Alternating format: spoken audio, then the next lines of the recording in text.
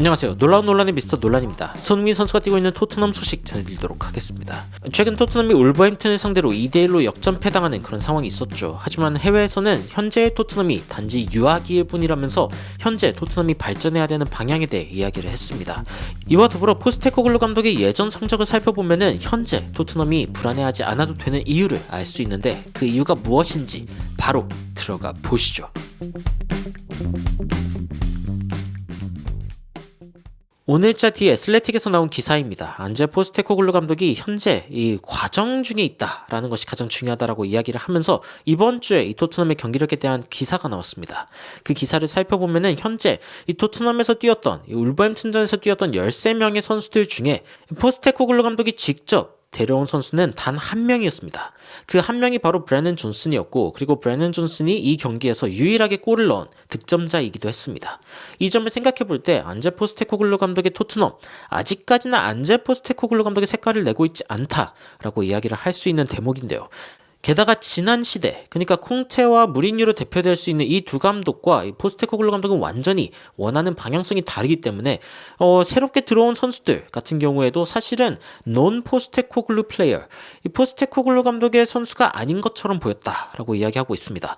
물론 에메르송 로얄 정도는 이제 뭐 적응할 수도 있을 것 같다라는 이야기가 나오고 있지만 벤 데이비스, 에릭 다이어, 그리고 호이비에르가 포스테코글루 감독의 마지막 청사진에도 포함되어 있다. 이러면 굉장히 놀라울 것이다 라고 이야기하고 있습니다.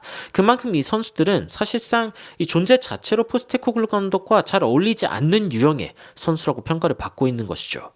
게다가 이런 이야기도 나오고 있습니다. 다이어 같은 경우에는 이번 시즌의 끝에 이제 계약이 끝납니다. 그렇기 때문에 이제 떠나게 될 것이고, 호이비에르 같은 경우에도 원래 이번 여름에 팔려고 했습니다. 대체자로 데려올 선수도 이제 생각을 해놓은 게 있었는데, 그런데 호이비에르가 이제 팔리지 않았죠. 그렇기 때문에 이번 여름에는 호이비에르가 팔릴 수도 있다라고 이야기가 나오고 있고, 그리고 포스테코글루 감독이 지금 딱 한 번의 이적 시장을 겪었다라는 점이 이제 어떻게 보면 굉장히 중요한 부분입니다. 현재 1군 선수들 같은 경우에는 벌써 이 포스테코글루 감독의 낙점을 받았다라고 이야기를 할 수 있는 상황이지만 나머지 스쿼드는 사실상 공사 중이다라고 표현할 수 있는 상황인 것이죠. 그리고 자동으로 선발로 나서는 그런 선수들이 빠졌을 때 그 부분이 아주 고통스럽게도 선명해진다라고 이야기한 디애슬레틱입니다. 라인업 살펴보면은 다이어, 데이비스, 에메르송 다 주전이라고 이야기할 수 없고, 호이베르도 마찬가지였습니다. 게다가 뭐 사르 같은 선수들도 굉장히 어린 선수들이고, 사실상 주전급 선수로 믿을 만한 선수다라고 하기에는 좀 문제가 있다라는 게 이번 경기에도 드러났습니다. 물론 분위기가 좋을 때 그 분위기를 탈 수 있는 굉장히 어린 유망한 선수이긴 하지만 그 자체로 이제 영향력을 발휘하기는 어렵다라는 게 드러난 상황이고, 최전방 클루셉스키, 존슨, 손 이렇게는 뭐 사실은 뭐 평가를 할 수가 없었는 게 이 뒤에서 앞으로 공이 안 왔죠. 그래서 최전방에서 손흥민 선수가 고립당하는 그런 상황들도 지속적으로 볼 수 있었습니다. 여하튼 포스테코글루 감독의 이 스쿼드 아직까지는 공사 중이다라는 이야기인데, 다이어, 데이비스 같은 경우에는 그래도 뭐 수비적인 지표만 봤을 땐 나쁘지 않았다.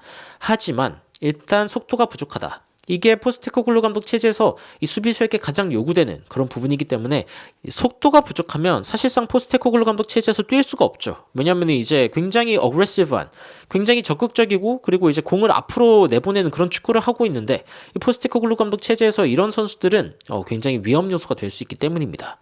그래서 첼시전에 미키 반더벤이 이제 부상 당하기 전에도 토트넘 같은 경우에는 로메로와 파트너가 될 수 있는 백업을 구하고 있었다라는 이야기가 나오고 있습니다. 현재 프리미어리그의 빠른 공격수 전부 다 토트넘의 어떤 눈길을 받고 있다라고 이야기할 수 있는 상황이고, 현재 반더벤이 뭐 몇 달 빠지고 로메로도 지금 서스펜션을 겪고 있죠.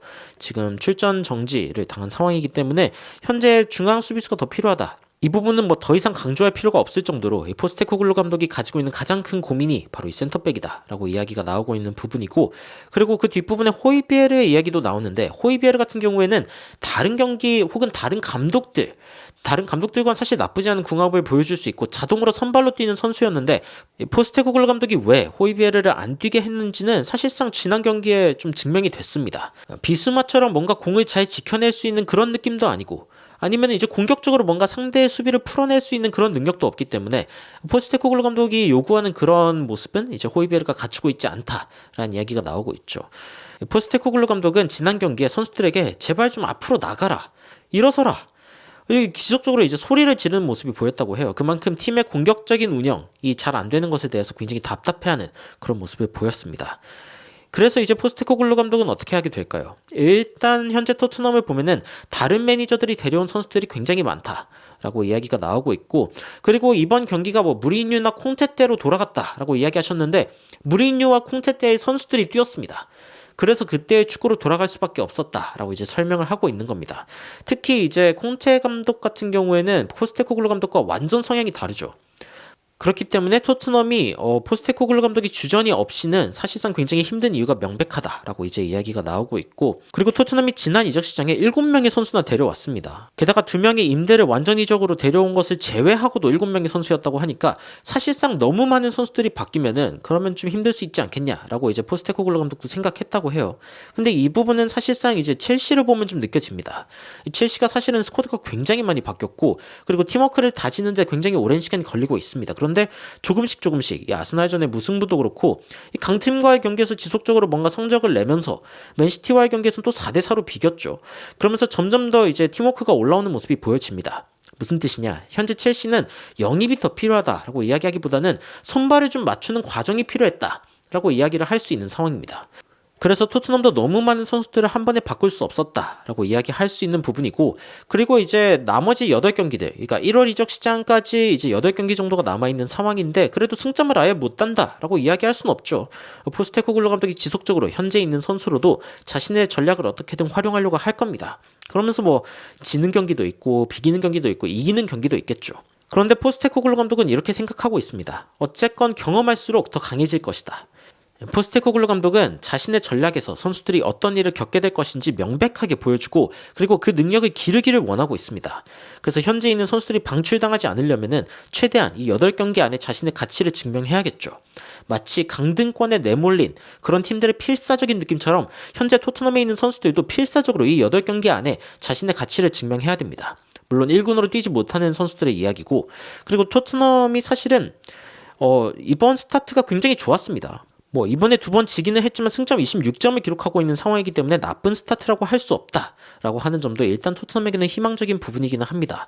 하지만 이제 지난 2경기를 못 이겼다라고 하는 게 이제 굉장히 뼈아플 수 있다라고 이야기할 수 있고, 그런데 그럼에도 불구하고 제가 이제 포스테코글루 감독을 좀 믿어야 한다라고 이야기하는 이유는 과거에 이제 요코하마 F 마리노스 이 시절에 이제 J리그를 어떻게 이겼는지를 봤을 때 안제 포스테코글루 감독의 과정은 사실상 믿을만하다라는 생각이 듭니다. 이 포스테코글루가 사실상 일본에 오기 전에도 36경기 연속으로 무패 행진을 이어가고 있었다고 해요. 그런데 이제 요코하마에 와가지고 18시즌에 패배를 꽤 많이 겪기 시작합니다. 어느 정도로 겪었냐면은 리그 12위로 마무리할 정도로 굉장히 심각했죠. 심지어 이때 당시에 요코하마에서 뛰던 이 주전 수비수는 굉장히 발이 느렸다고 해요. 그렇기 때문에 포스테코글루 감독의 전술과 굉장히 맞지 않았다. 하지만 그럼에도 불구하고 포스테코글루 감독은 뚝심 있게 자신의 전략을 시험하는 모습을 보여주었고, 그리고 이제 J리그 컵에서 거의 뭐 우승할 뻔한 그런 상황이 발생합니다. 그러면서 전술적으로는 가능성이 있는데? 라는 것을 증명하죠. 그래가지고 이제 새로운 선수들을 보강하고 2019 시즌에 들어서게 되는데, 그때 당시에 2019 시즌에 FC 도쿄 2등 팀과 6점 차이를 기록하면서 승점 6점 차이로 우승을 합니다. 그런데 이게 이제 굉장한 일인 게 지난 시즌 리그 12위였잖아요. 작년 12위 팀이었던 팀이 1위를 하는 그런 상황이 펼쳐진 겁니다.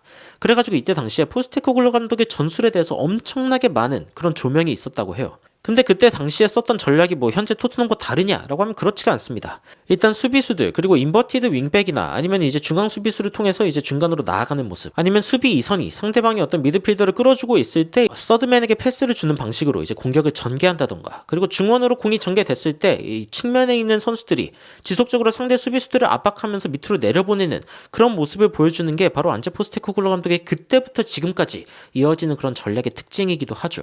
근데 중요한 건 이제 전략이라기보다는 요코하마가 사실상 우승할 거다라고 생각했던 사람은 거의 없었다라는 겁니다. 이때 당시에 어느 정도의 피니시가 예상됐었냐? 그냥 중위권으로 끝나겠지라고 많이 생각했습니다.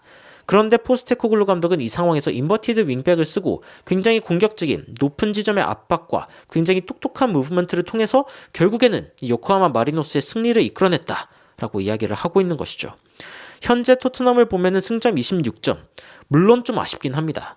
로메로가 부상을 안 당했고 지난 2경기를 이겼더라면은 승점 32점으로 맨시티보다 한 4점 앞선 1위를 기록할 수 있었던 상황이죠. 그래가지고 이제 댓글 보면은 로메로만 아니었다면 승점 6점 쌓아서 압도적 1위인데 저도 그렇게 생각합니다. 되돌릴 수만 있다면 좋겠네요. 그쵸?